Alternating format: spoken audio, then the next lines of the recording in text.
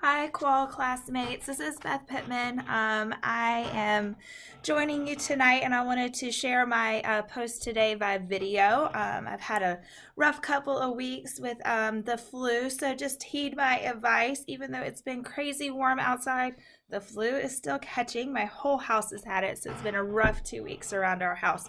But I wanted to kind of share what I was thinking about our readings this week, particularly the Maxwell about the methods. The first thing that I picked up on is in the second paragraph on page 87. He says, at the outset, I want to emphasize that there is no cookbook for qualitative methods.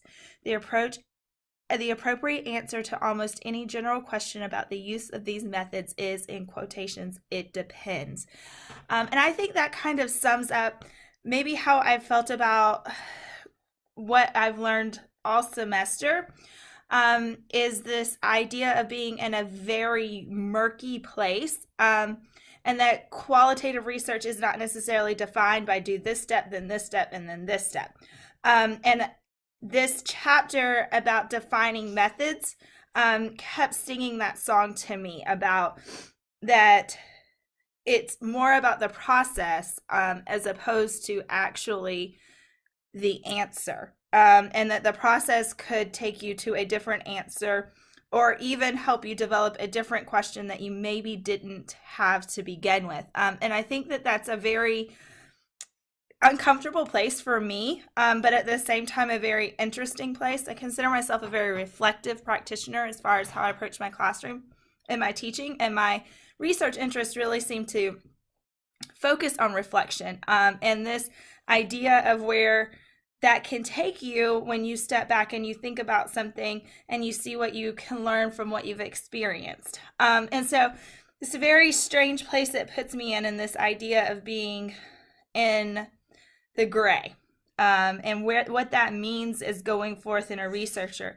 And I felt the whole chapter was a struggle between structure and no structure. So the next heading is more and less structured approaches. So you could go either way. You can create a very structured way of doing something or a less structured way. But what I did pull from the Maxwell reading is that there must be design.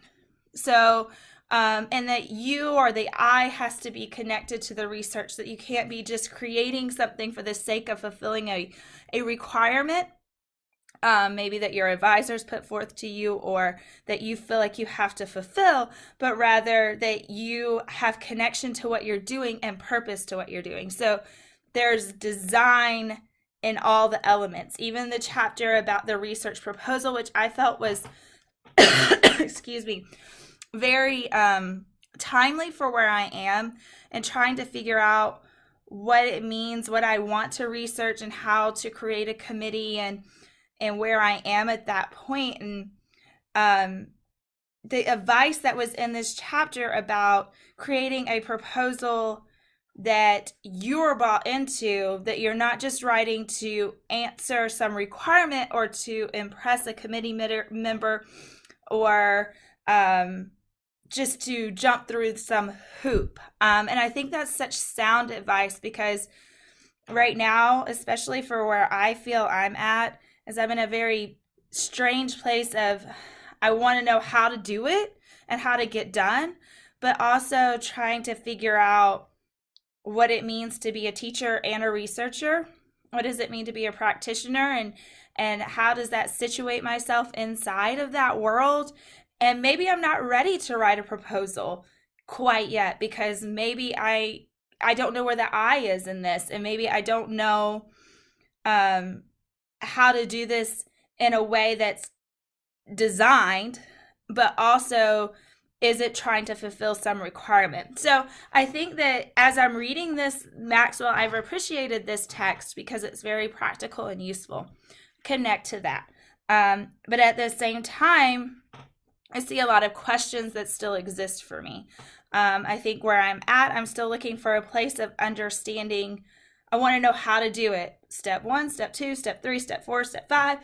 How do I do it? And what Maxwell is giving me is a very strong framework or a house, but isn't giving me I have to come up with the steps myself, and I have to understand those steps. And I think that's a very interesting place for me to be. I think I also would like to come back and revisit this text in a year. And I think that it would mean something more to me as I get further into this journey and really connect to where I am and where I want to be. So anyway, it's very interesting, and the murky place or the gray that seems to always exist in this land of qualitative research. As far as my study and thinking about the participants that I would study, so my research interests surround technology integration in K-12 schools, particularly a teacher's willingness to integrate their understanding of themselves as technology users and teachers with technology, and what does that understanding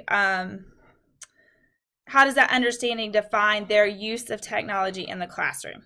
My ideas are still very murky, just like it seems like that's my mantra. My ideas are still very murky. The participants and how I'd want to study this, I would like to go back into practicing in a brick and mortar K-12 environment. And I would like to explore the idea of action research and maybe in the role of a technology coach and professional developer. And so I think that developing that, and if I were studying teachers that I was working with or coaching, that is a very interesting relationship, because there's some aspects of administration in that type of position. And maybe they wouldn't be willing to share as closely with me.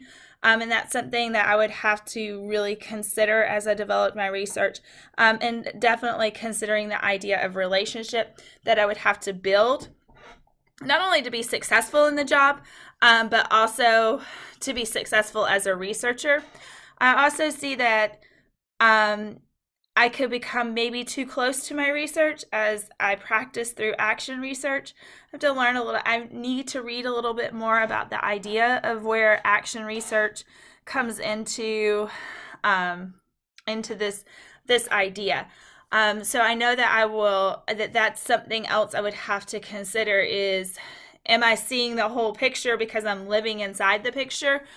And am I able to step back and really question that type of research, and am I being subjective or objective in that study? And like I said, these are very preliminary ideas when I start to think about how I would want to research my ideas.